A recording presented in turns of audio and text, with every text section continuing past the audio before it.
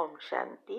आपका प्रश्न है, पावरफुल संकल्प और नेगेटिव संकल्प क्या है? सारा दिन पावरफुल संकल्प करने की विधि क्या है? उत्तर है, देखो, हमने YouTube पर 7 दिन का कोर्स रखा है। इसमें ये बात बहुत अच्छी रीति समझाई है, आप वो भी सुन सकते हैं। संकल्प 4 प्रकार के हैं,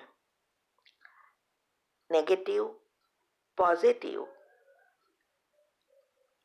व्यर्थ, नफरत के टॉक्सिक विचार और उच्च विचार, श्रेष्ठ विचार, पावरफुल विचार। ये अनेक प्रकार के संकल्प है। तो नेगेटिव का अर्थ, नेगेटिव और व्यर्थ, इसका अर्थ है दुनियावी चीजों के विचार ही चलते रहना, जिससे विकार बढ़ते हैं, देह अभिमान बढ़ता है। और पॉजिटिव विचार माना अच्छी बातों को ग्रहण करके हमारे गुणों को इमर्ज करके अच्छा सोचना। लेकिन ऐसे ही हम अच्छा सोचने का प्रयत्न करेंगे तो सफलता नहीं मिलती है, क्योंकि आत्मा का खोराक ही आत्मा के गुण और परमात्मा के गुण, उसका चिंतन, यही उसका पौष्टिक भोजन है, जिससे शक्तियां बनती है।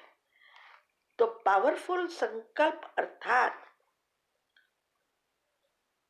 आत्मा का गुणों का चिंतन करना, सारा दिन मुरली की बातों को समझना, फिर उसका मनन करना और फिर मंथन करना। तब हम नेचुरल पॉजिटिविटी आएगी, क्योंकि हमारे जो चक्र है उसमें अभी लेयर्स जो बने हैं वो दुनियावी चीजों में व्यर्थ नेगेटिव का बना है। तो उसमें से संकल्प नेगेटिव ही उत्पन्न होते हैं, व्यर्थ ही चलता रहता है। जब हम ये पुरुषार्थ करेंगे, उसकी विधि है, उस विधि अनुसार अगर करेंगे तो ये सारे लेयर्स बदल जाएंगे और तब हम न चाहते भी हम नेगेटिव और पॉजिटिव ही सोचेंगे। हम अभी जैसे नेगेटिव, इतना व्यर्थ नेगेटिव चलता है और हम अच्छा करना चाहे तो एक लाइन याद रहेगी, बाद में भूल जाते हैं, ये बहुत डिफिकल्ट लगता है। ऐसे ही जब आपके पावरफुल संकल्प चलेंगे, सकारात्मकता नेचुरल होगी, तब आपको नेगेटिव या बुरा सोचने के लिए मेहनत करनी पड़ेगी। ये बहुत गुह्य राज है जो परमात्मा ने आके समझाया। तो ये इसके लिए ही हमने विधि रखी है। अगले प्रश्न के उत्तर में भी बताया है।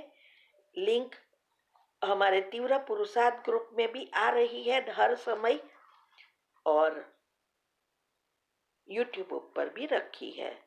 तो आप वो फॉलो करो तो जरूर पॉजिटिव बन जाएंगे। ओम शांति।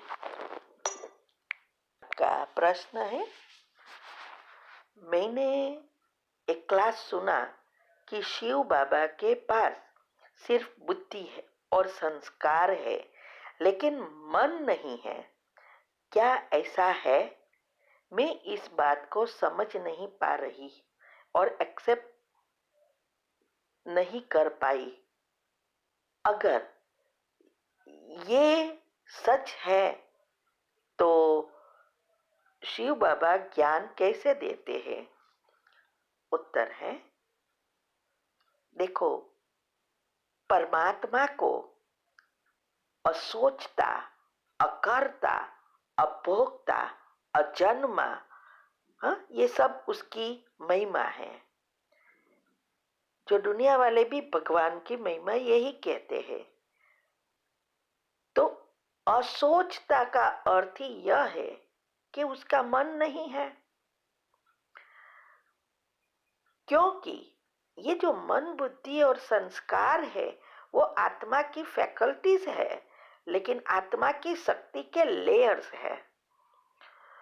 और इसीलिए मन तब बनता है जब हमारा सूक्ष्म शरीर बनता है, माना जब उसको ब्रेन मिलता है और तब वो सूक्ष्म शरीर बनाना शुरू करता है और मन तैयार होता है।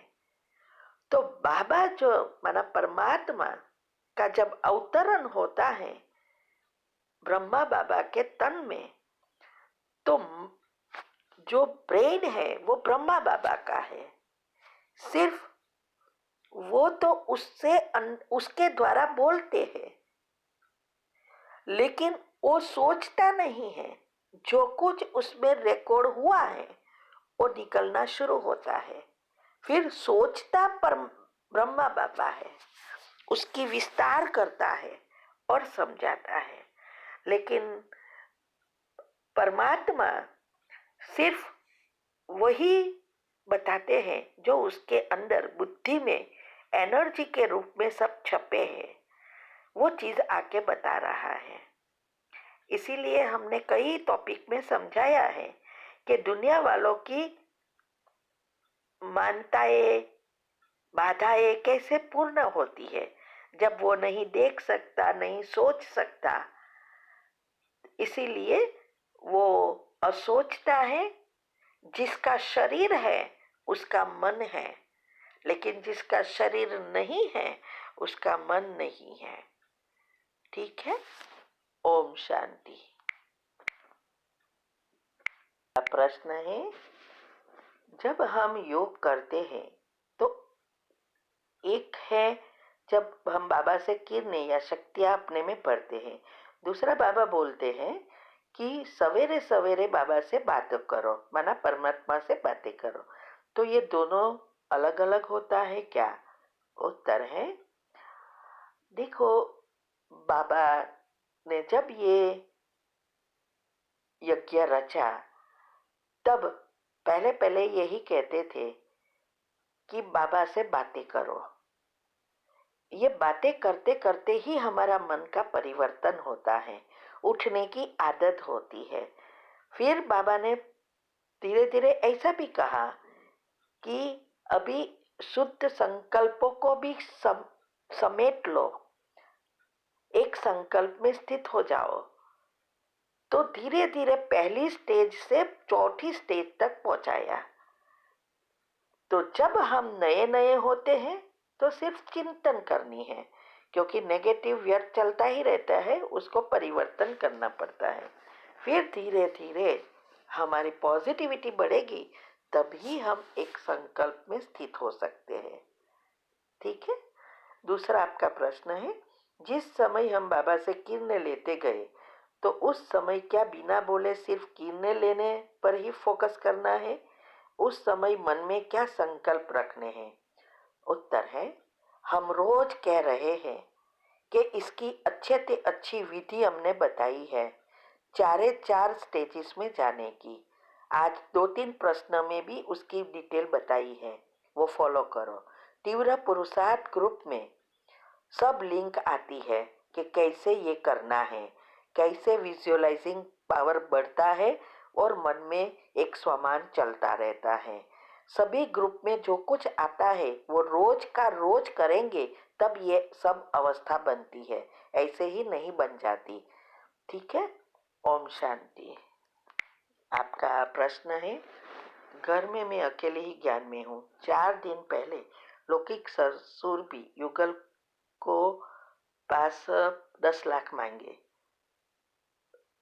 बोले कि हो सके तो लोन कर दे, बाद में लौटा दूंगा। युगल का प्राइवेट जॉब है। युगल अपने पापा को मना नहीं कर पा रहा पैसा देने के लिए। बोल रहे हैं माँ बाप को कैसे मना करूं, और पैसों के लिए ससुर की जी युगल को कभी कभी उल्टा सीधा बोलते हैं। वे एग्जाम्पल भी देते हैं, धमकी देने वाली बातें भी बोलते हैं। तो क्या करना चाहिए? लोन करना चाहिए, मना देना चाहिए या नहीं? उत्तर है, देखो, हम माँ बाप की सेवा करनी है, जरूर करनी है।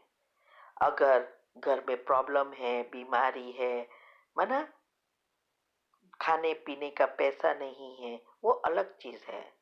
ये 10 लाख मांग रहे हैं, तो पहले तो चेक करना है कि उसको 10 लाख चाहिए क्यों।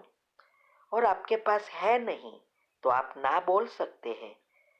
हम तो किसी को भी पैसे देते नहीं हैं और नए कर्म भी नहीं बनाते हैं, क्योंकि अगर लोन भी करवा दे तो पैसा तो आपको ही भरना पड़ेगा ना, बाद में वो अगर ना मिले तो पहले चेक करो कि उसको वो 10 लाख चाहिए क्यों। और फिर उसको कह सकते हो, न तो मुझे लोन मिलती है, न मेरे पास पैसा है, मैं घर ही ऐसे ही चलाता हूँ। क्योंकि अगर एक्स्ट्रा पड़ा है तो बात छुटी है, बिलियनर्स है तो बात अलग है। लेकिन नौकरी करके घर चलाते हैं तो हाँ, हमारी फैमिली भी होती है, तो उसका भी ध्यान देना है। तो अगर उसको इतनी बड़ी रकम चाहिए तो उसका कोई वजह होनी चाहिए ना। अगर कुछ डेब्ट हो गया है तो वो आपको भी डेब्ट में मना कर्ज में डालेगा। इसीलिए ऐसा नहीं सोचना है कि माँ बाप जो कहे वो सब करना है।